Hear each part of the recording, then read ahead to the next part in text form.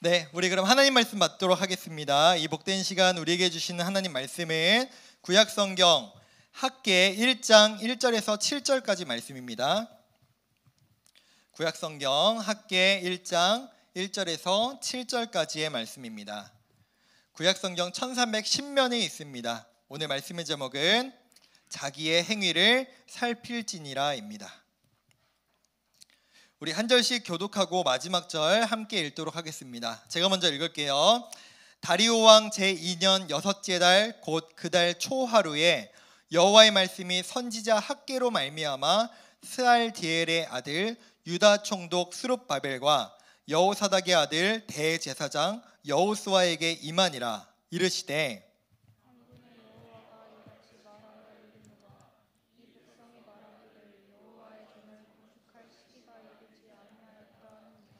여호와의 말씀이 선지자 학개에게 임하여 이르시되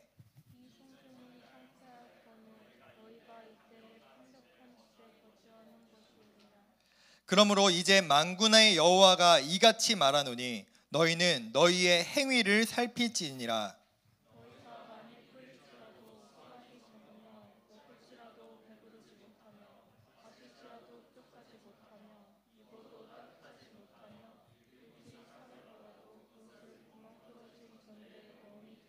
함께 읽겠습니다.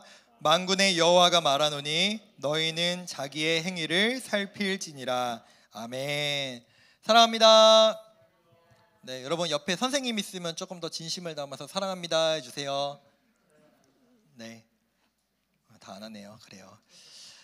여러분 최근에 여러분들을 가장 힘들게 하고 여러분들을 가장 고민되게 하고 어렵게 했던 것은 무엇입니까? 아마도 뭐 중간고사 얼마 전에 봤으니까 성적이겠죠. 우리 고3들은 모의고사 보고 이제 한강을 갔는데 뭐 계속 모의고사 막 점수 얘기하고 막 그러던데 조금 있으면 또 이제 6월 모의고사 보고 그래 성적이 아마 여러분에게 많은 어려움과 여러분의 많은 근심거리가 될 겁니다. 뭐 그뿐만이 아니겠죠. 뭐 친구 문제가 있을 수도 있고 가족 간의 문제가 있을 수도 있고 또 어떤 친구들은 외모 걱정을 할 수도 있고 뭐 그 외 여러 가지로 나를 어렵게 하고 힘들게 하는 것들이 있을 텐데 우리가 지난 2020년, 21년, 22년 뭐 여전히 코로나 확진자는 나오고 있지만 우린 참 그 3년 동안 코로나라고 하는 우리가 지금까지 경험해 보지 못한 처음 경험해보는 그 팬데믹이라는 상황을 우리가 겪었죠.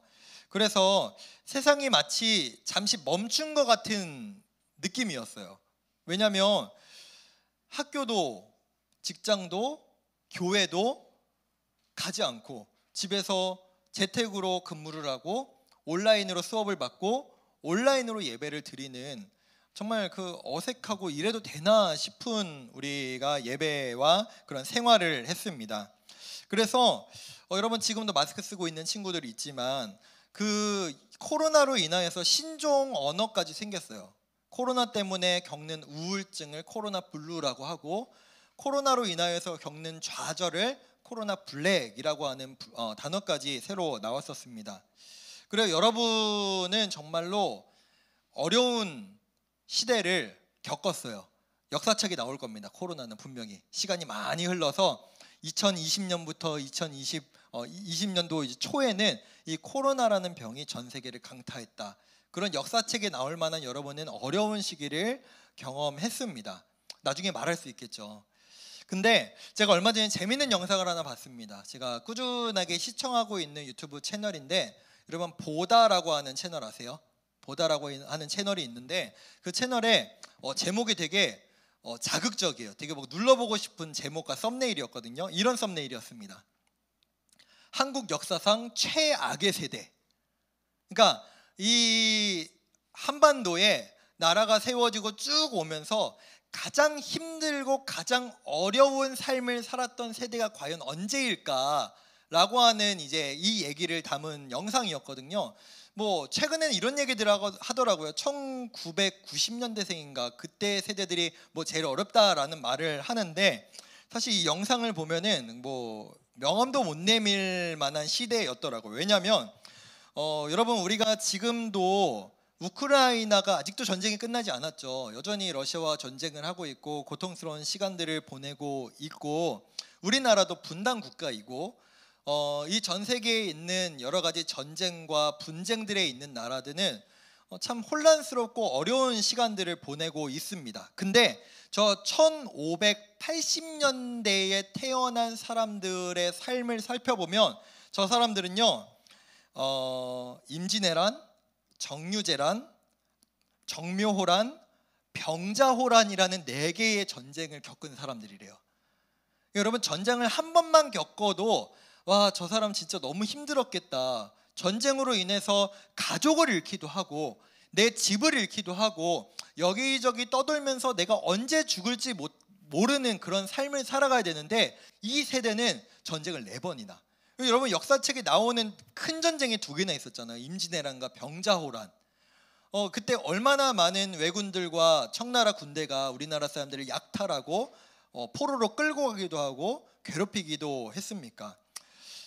아무리 뭐 요즘 시대를 조금, 이것도 지금 지난 말인 것 같아요. 헬조선이란 말이 있었지만 인생 내내 전쟁을 겪은 이 세대는 정말 고통스럽고 가장 최악의 세대라고 정말 말할 만할 것 같습니다. 잘 모르겠으면 저 한 10분 정도 된 영상인데 한번 찾아보시면 좋을 것 같아요. 근데 오늘 우리가 읽은 이 성경에 나오는 이스라엘 백성들 또한 어떻게 보면 자신들도 야, 우리 진짜 어려운 시대를 지나고 있어, 우리 정말 어려운 세대를 지나고 있어 라고 말할 만한 사람들이었어요. 오늘 우리가 읽은 이 학개라고 하는 성경은요, 원래 히브리어 이름, 여러분 그거 아세요? 원래 히브리어 성경 이름과 우리가 한글로 읽거나 영어로 읽는 성경의 이름의 의미가 조금씩 달라요. 근데 이 히브리어 학개에서의 성경의 원래 뜻은 절기입니다. 우리로 따지면 명절이죠. 명절. 우리로 따지면 설, 추석, 이스라엘은 지금까지도 지키는 그 절기들, 명절들이 있는데, 그러니까 이 명절 절기가 이 학개에서는 매우 중요해요. 근데 이 학개 성경에 기록된 이 성경 시대도 매우 어려운 시대였습니다. 왜냐하면 우리가 지난주에 말씀을 계속해서 받고 있지만, 여러분, 이스라엘이 지금, 유대인들이 상황이 괜찮아요? 상황이 나빠요? 나쁘죠. 좋지가 않아요. 일단 나라가 없어요.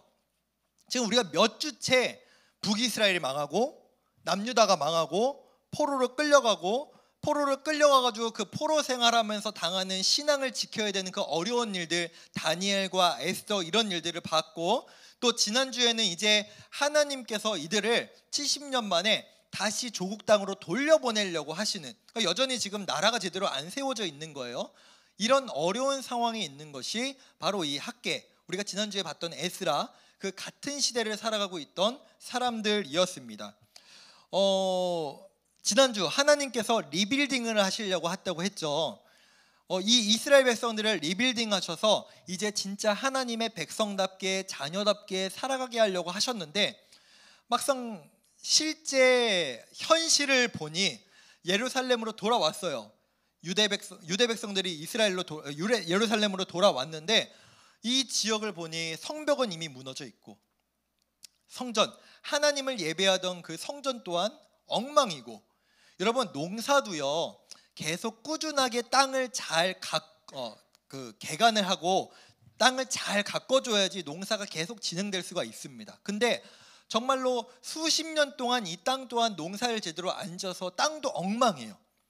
하나님 말씀 듣고 나라를 사실 와봤는데, 예루살렘을 와봤는데 갖춰져 있는 게 아무것도 없는 거예요. 이런 상황이에요. 그러니까 정작 바벨론과 페르시아로부터 포로 생활은 벗어났지만 이제 뭔가 새롭게 모든 것을 시작하고자 하니 막막하고 어려웠던 거죠. 이때 학개라는 사람에게 하나님의 말씀이 임했습니다. 그리고 하나님께서 이 학개라는 선지자를 통해서 이 예루살렘에 있는 이스라엘 백성들에게 하나님의 말씀을 전하시는데, 하나님께서 그들의 문제점을 먼저 지적하세요. 야, 너희가 사실은 지금 이 사람들이 예루살렘으로 온 지 좀 시간이 흘렀거든요. 근데 여전히 이들이 어렵고 힘들고 고통스러운 삶을 살아가고 있으니까 하나님께서 그들에게 문제점을 지적하시는데 그게 바로 4절 말씀입니다. 우리 4절을 볼까요? 4절 말씀입니다. 시작. 이 성전이 황폐하였거늘 너희가 이때에 판벽한 집에 거주하는 것이 옳으냐라고 말씀하십니다. 이 말씀이 뭐냐면은 하나님을 예배하는 성전, 여러분 하나님께서 이 이스라엘 백성을 예루살렘으로 데리고 오신 것은 그들이 바벨론과 페르시아에 거주하면서 하나님을 예배하고 하나님을 섬기는 모습의 삶이 쉽지 않았어요. 말씀드렸잖아요. 다니엘도 그렇고 에스더도 그렇고, 다니엘 하나님께 기도했다고 사자굴에 들어갈 뻔했습니다.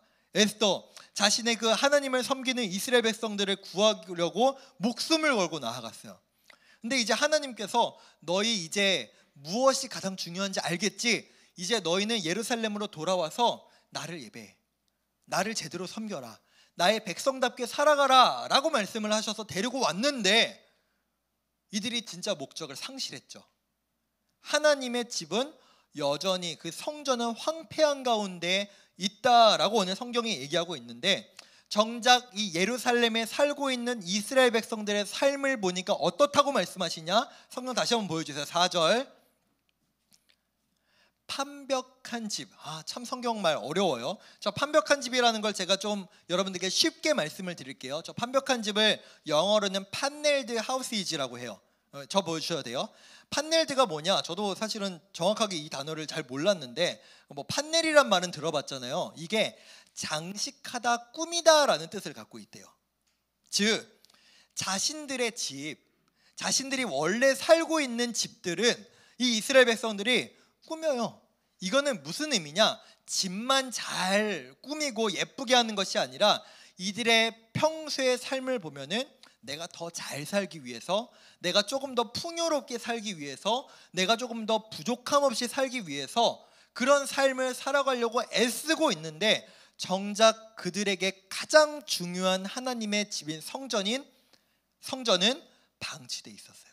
황폐해요. 폐허해요. 지저분하고 막 벽돌이 막 굴러다니고 아무도 가지 않은 먼지가 가득한 곳이 하나님의 집이었다라는 겁니다. 여기에서 많은 사람들이 오해하는 부분은, 그러면은 나는 내 삶은 모두 제쳐두고 하나님의 교회, 하나님을 예배하는 장소만 잘 꾸미면 되겠구나, 이 말이 아니에요. 이 말이 아니에요. 교회가 우선이다 이런 말도 아닙니다. 이 의미를 알기 위해서 우리 에스겔에 나오는 성경의 말씀을 잠시 봐야 되는데, 우리 하나님께서 이스라엘 백성에게 하신 약속을 우리 잠시 보겠습니다. 내가 그들과 화평의 언약을 세워서 영원한 언약이 되게 하고 그들을 견고하고 번성하게 하며, 무엇을 그 가운데 세운다고요? 성소, 하나님을 예배하는, 하나님께 제사하는 그 성소, 성전을 그 가운데 세워서 영원하게 이르게 하리니, 이게 약속이라는 거예요. 너희의 가운데에 나를 예배하는 저 성소, 성전이 있다는 그 의미가 무엇이냐면은, 내가 너희 가운데 있을 거고 내가 너희와 함께 할 것이고, 마지막에 나는 너희들의 하나님이 되고 너희는 내 백성이 될 거다라는 그 언약의 상징이 저 성전이라고 말씀하셨어요. 약속하신 거예요. 너희가 나를 예배하는 성전을 너희 가운데 잘 짓기만 하면, 그리고 너희가 날 잘 섬기기만 하면 내가 너희와 영원히 함께 하겠다, 내가 너희의 영원한 하나님이 되겠다라고 약속을 하셨어요. 그런데 그들은 그 약속을 잊고 말았습니다. 뭐 하다가요? 내 집만, 내 생활만 더 낫게 하기 위해서, 내 유익만 취하게 하기 위해서.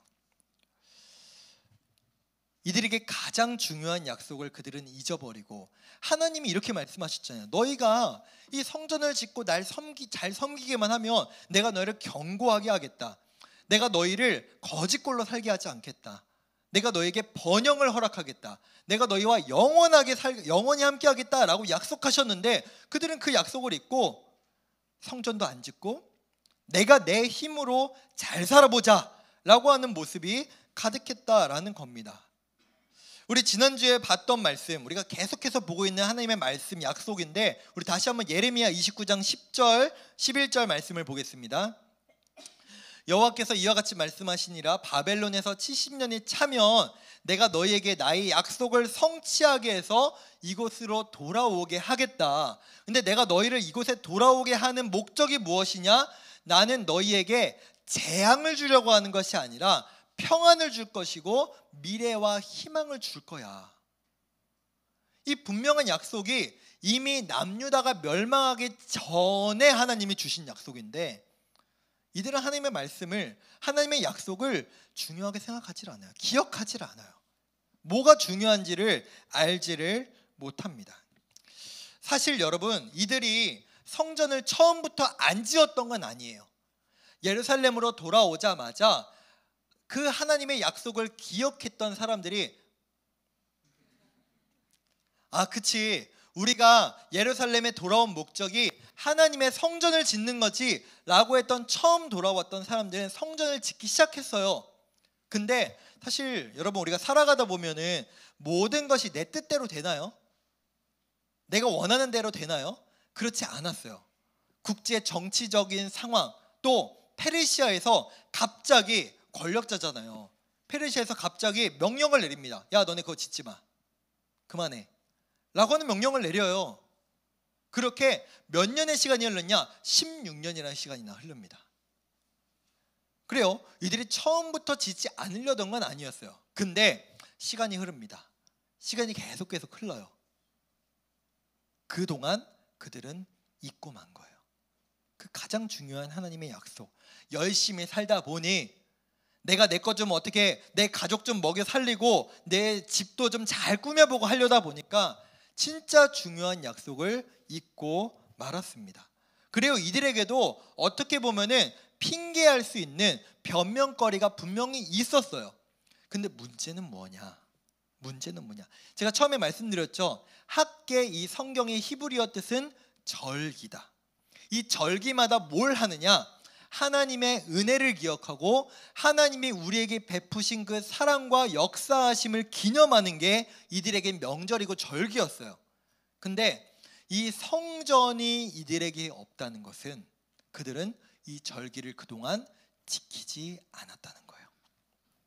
즉, 이들이 상황이 안 되고 환경이 안 돼서 하나님을 생각하지 않고 하나님을 예배하지 않았던 게 아니라, 그것은 처음에 초반에 어려울 때 뿐이었고, 그 이후로 그들은 아예 하나님을 기억하는 것도 하나님을 기념하는 것도 모두 잊고 살아가 버렸다는 겁니다. 그래서 하나님께서 지금 학개를 통해서 이렇게 말씀하시는 거예요. 너희 왜 지금 성전 짓는 걸 왜 안 해? 내가 너희에게 그 약속을 분명히 주지 않았니? 너희 왜 나 예배하는 걸 멈췄니? 왜 너희 집은 잘 지어놓고 왜 나를 예배하는 이 성전은 이 황폐한 상황이니? 라고 이스라엘 백성들에게 말씀하고 계신 겁니다. 그때 이들이 이렇게 대답해요. 2절 말씀입니다. 2절 말씀입니다. 제가 읽을게요. 만군의 여호와가 이같이 말하여 이르노라. 이 백성이 말하기를 여호와의 전을 건축할 시기가 이르지 아니하였다 하느니라 말합니다. 뭐라고 해요? 여호와의 전을 건축할 시기가, 때가 아니에요. 아직은 때가 아니에요. 지금 좀 아닌 것 같아요. 왜요? 왜 때가 아닐까요? 하나님께서 정말로 때가 아닌데 이들에게 성전을 건축하라고 지금 말씀하시는 걸까요? 16년이나 지났는데. 그래요, 때로는 하나님께서 페르시아가 너희 성전 짓는 거 멈춰 라고 하시는 그런 예민하고 불편하고 어려운 상황에도 야, 너희는 그래도 성전 지어라 라고 말씀하실 때도 있죠. 근데 지금은요, 그 일이 있은 지 16년이나 흘렀어요. 그런데 지금 하나님 말씀하십니다. 너희 왜 그걸 멈췄니? 너희 그거 지으라고 여기 온 거 아니야? 라고 얘기하니까 지금 여기서 이렇게 얘기하는 거예요. 지금은 때가 아닙니다. 지금은 시기가 아니에요. 우리에게 그 마음이 없어요. 그들의 마음이 문제인데 그들의 마음에 하나님이 없는 것이 문제인데 그들은 무슨 핑계를 대느냐? 외부의 핑계를 대죠. 제가 짓고 싶지 않은 게 아니라 지금 국제 정서상 짓지 않는 게 좋을 것 같습니다 라고 말하고 있는 겁니다. 그러자 그들에게 하나님께서 이렇게 두 번이나 말씀하시죠. 오늘 말씀은 5절과 7절입니다.